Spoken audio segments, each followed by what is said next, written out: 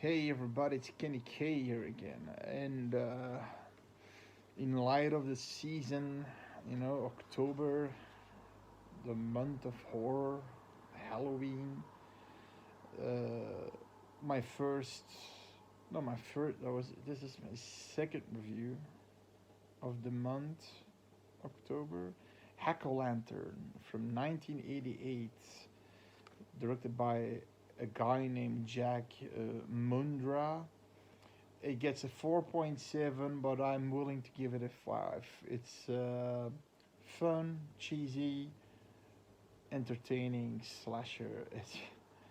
So you got basic. Okay, like the video if you like it. Subscribe. It's free. No worries. Um, Now you got a few characters where you just have to. You got Grandpa. You got Vera. That's the mom. Her husband Bill. Then Tommy, Roger, and Amanda, the the children of Vera and Bill, at least two of them. um, so you get this grandpa. They don't know if he's there. He's there with a like this pickup truck. Not a pickup truck. It's just this farmer's truck, full of pumpkins, and he looks like fucking Ozzy Osbourne, and he talks like this. You want a jack o' lantern? Yes, you want it, eh? And you want this little trinkets? Take these trinkets. Take this trinket. So, and don't forget your fucking jack o' lantern. So he's talking like that and doing like that, so you immediately have this feeling of okay, this guy, okay, and he makes, and instead of getting in, you think oh he would come in the house. No, he rushes off and gets the hell out of there. So he gave Tommy he yelled for Tommy and he gave him this pendant with the what's it, pentagram for Satan's symbol, a necklace. And in the garden, he's carving up the jack lantern, and he's being a little asshole, Tommy. He's constantly throwing jack o' lantern goo, with the pits in to the sister, and he does it multiple times, and she asks multiple times to stop it. Eventually, the mom says, "Stop it," and let your father do that because you're gonna cut your hand up. And of course, he cuts his hand up, and then he says, "Oh, God, see what I told you, you little punk." She wants to clean it off, and he's like, "No, mommy. Grandpa says I love blood. I love blood." Then, uh, who gave you this pumpkin? Who gave you this pumpkin, Grandpa? She destroys it. What else did he give you?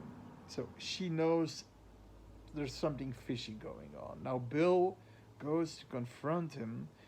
It's Halloween night, and that's the moment they're all holding this seance in a barn. And he confronts Roger, Ozzy Osbourne Roger, and he's saying like, "You gotta stop coming to my family." "Oh, your family? Well, or I'll give you one," he says. "Okay."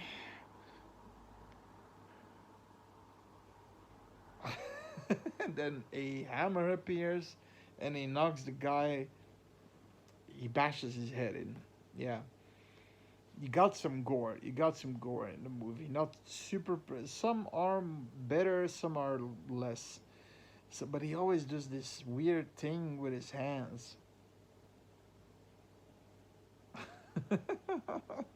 That's apparently a sign of the devil. then you see Tommy in his room doing this, and 13 years later, you see a guy in leather pants who can easily be a stripper grab or something, which is Tommy. Uh, he's acting with sunglasses. They're really overdoing him. So he's under the spell of the grandpa, and they're overdoing it, really overdoing it, and eventually Roger has become a cop. Amanda is just 18 years old, and there's this girlfriend of Amanda, and she doesn't know that she's coming, but she wants to surprise her. She's in the fucking shower. She's surprising her that she's in a nude. Now I'm guessing that women that are surprised in the fucking nude by other women, that they don't really mind, but you got a lot of, in this movie you've got a lot of full frontal complete nudity with the JJs and tits. Oh my god. There's this scene where he wants to Tommy wants to have some fun, and with this punker white sprayed hair girl, and he apparently already fucked her, and she said, but if you fuck me, don't leave any, you were a little rough like last time, so things like that. And eventually the grandfather sees this, the grandpa sees this. He doesn't want him, he wants it to stay pure, but I think that ship sailed a long time ago. So he's doing like, sweetheart, if you know what's good for you, just leave Tommy alone. And then again, it does this multiple times in the movie. It's so funny. What is this other scene?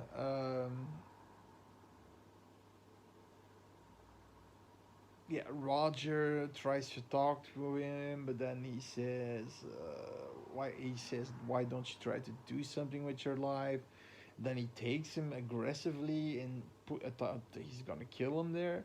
No, he just pushes him into a room, and there's this mask, and you have these, what's it called? Those animals with those horns that Satanists use, goats.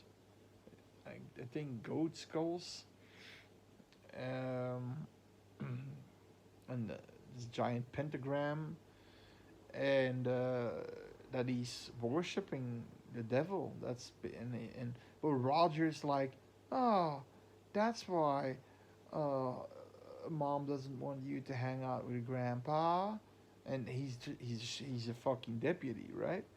It's so fucked up. So he gets an order by a sergeant to check out a grave because they think the fucking graves are being robbed. Now, okay, he arrives at Amanda, where she's helping to decorate the party, the Halloween party, and her friend that surprised her in the shower thinks that her brother is a hunk. She has an eye for him.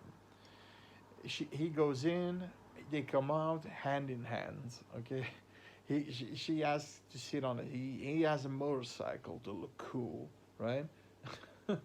he sits on the She sits on the back, and they're you know cruising down, and they have sex at the graveyard, and then there's even a moment when she is trying to get his hands, but he says, "Oh, your hands are cold." She's actually holding a hand of a person that was killed earlier on in the movie, the boyfriend of Amanda. While they were having sex, Tommy comes in and he brutally knocks the guy out and throws him outside and says, "Next time I'm gonna kill you." And this guy Brian says, "Oh my! For next time, you stupid piece of shit, I'm gonna do something to you." But then he falls in the pit. He finds the skull. He says, "Whoa!" And then you see this masked killer in a robe, who also went to uh, the one that I said with the silver hair. She could easily be a porn star or actress. I mean, doing that on the side. Uh, she gets also killed by this masked assailant, which you think it's Tommy or the grandpa. She gets a rake in her face, and the other guy gets his head cleaved in with a shovel. So a few good gore scenes. But like I said, she's holding his hand, but it's actually the hand of Brian, but they don't notice that. But then he says, I need to go to check it out. I need to go and check things out because my boss said so. And then he's holding his gun because he hears something, and he's holding the girl's hand like they're inseparable. And he's like, "Oh, freeze!" And she's holding. It's like he's holding her like a flak jacket. It's like freeze. No, it's apparently it was a bunch of kids goofing around at the cemetery, trick or treating. But yeah, doing spooky things, and eventually they find Brian.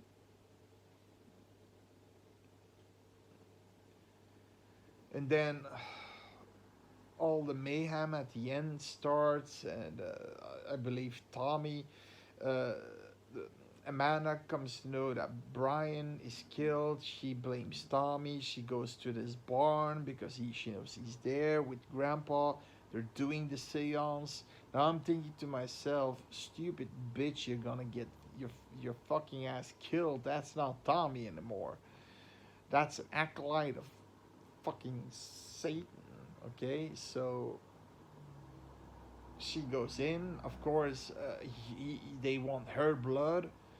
Grandpa says, "Sorry, dear, but it's time for you to give your blood to the Holy One." I mean, oh, sorry, to the Holy One. And then there was like this. Well, eventually he can't do it. He cuts her loose. He takes the trinket off, and he's back to normal. And he runs away. Then at the party, a mock is going on. Somebody in a suit, which we think is Grandpa, but it's actually somebody else. Yeah, you think they let you think it's Grandpa. So a random girl gets killed in the ladies' room.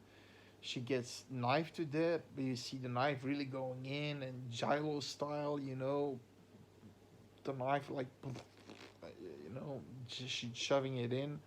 And then you have the girlfriend of Rogers, and I was kind of sad about that. They seemed to be happy, but Roger is like this kind guy. Yeah, you can't be angry at him. And she is, I believe, she is hanged, suffocated and hanged. They find her body, and what happens next is this. I believe Grandpa is there, and he's there with a sword, with a blade, and then out of no with a like this rake, and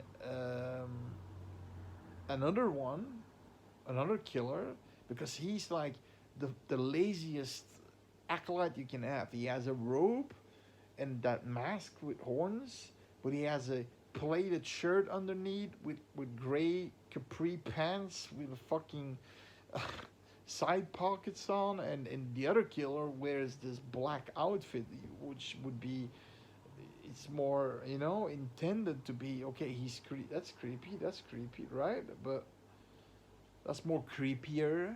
No, He's wearing a pleated shirt, the grandpa, and then he gets there's a scuffle between grandpa and the other killer. So the other killer kills grandpa, and what happens is Roger comes in and pulls him over, and he's puts his finger on his head. So now he's become the main acolyte. He shoots down the other one, and what's the twist? Apparently, now it's actually pretty fucked up. Now also, Vera, Tommy is not Bill, the husband, ex-husband, because he died. Vera's ex-husband, Bill, that wasn't Tommy wasn't the legitimate child. Actually, Grandpa, right before she went,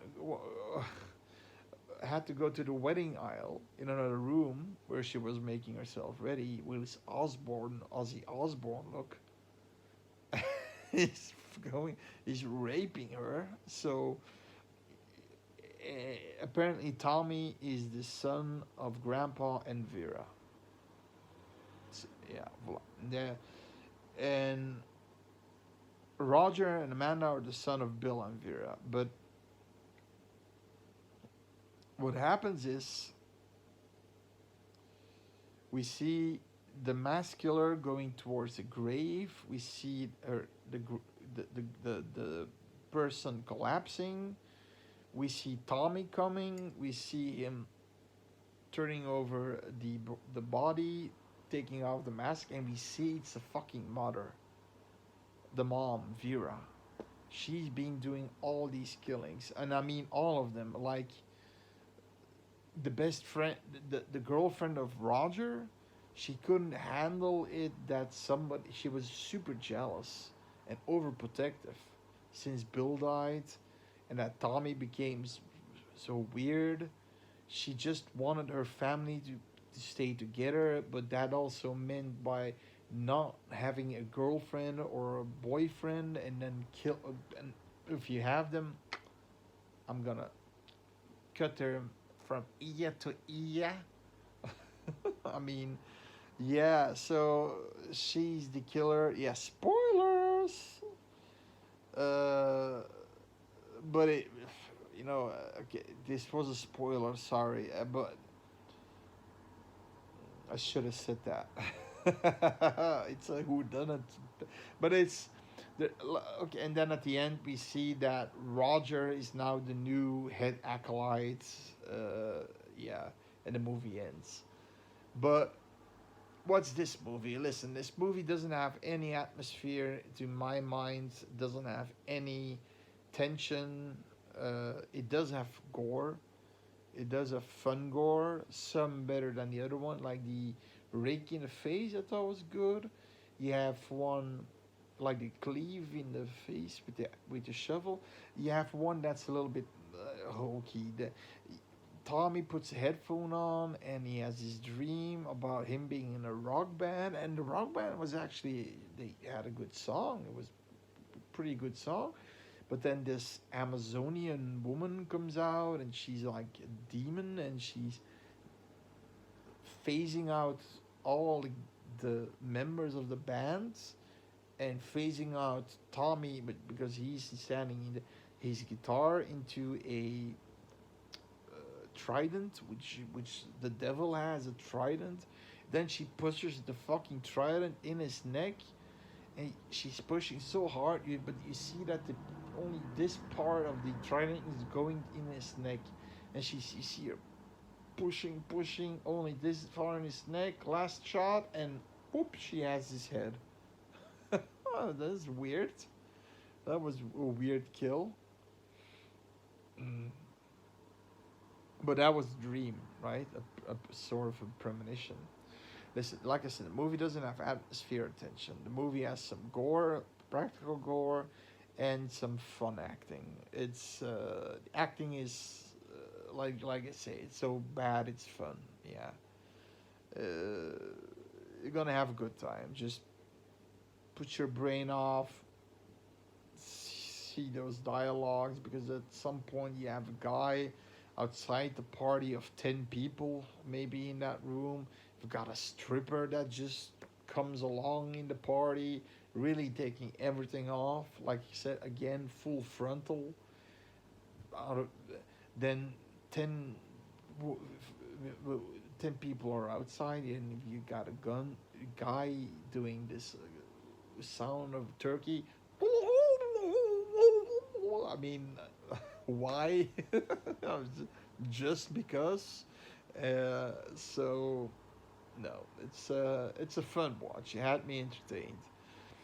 But hey, that's one that I can push off my slasher list. Hack-O-Lantern of 1988. You can see, I think you can see it for free on YouTube. I'm not sure, or on Tubi. So see you next time. Bye bye.